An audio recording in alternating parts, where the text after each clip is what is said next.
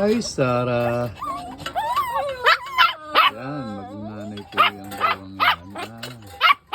Hindi muna pwede lumabas at uulan, no? Saka hindi pa kayo naligo, babaho niyo.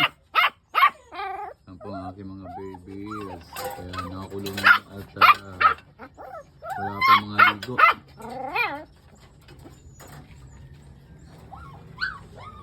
Yan.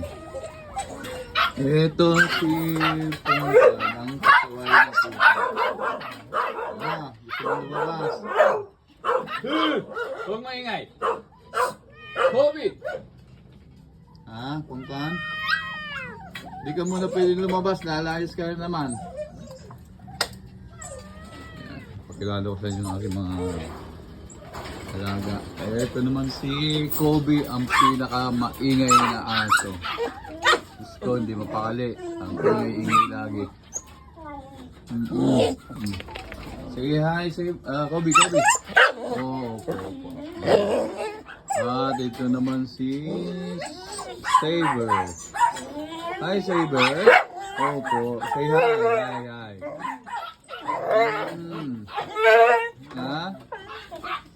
Ano? Opo. Kaya mo maligo kung babaw mo.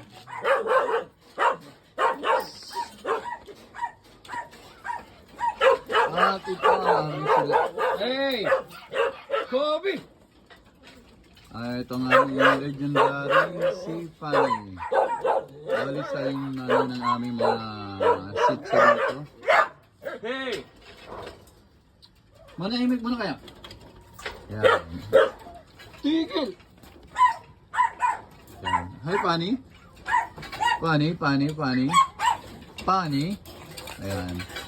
At itong isa ay si Baler. Ito ay anak niya din to eh. Ayan. Ayan, mga anak niya na yan. Si Baler. Ayan. Ito yung aking medyo malapit sa aking loob. At ito yung pinanganak to ni Fanny ng nag-aagaw buhay. So, ang ginawa ko, talagang hindi ako nag-dalawang isip minout to mouth ko siya. Para lang ma-revive. Ayan. Ay, Baler. Pag ganitong hindi pa nakakaligo, hindi ko muna sila pinakakawalan. Stay muna sila sa loob ng mga kulungan. Ayan itong aking... Tsaka na, pag nakaligo na kayo, pwede na ulit kayong lumabas. Okay guys. Napakilala ko na sa inyo ang aking mga alaga. Bye for now.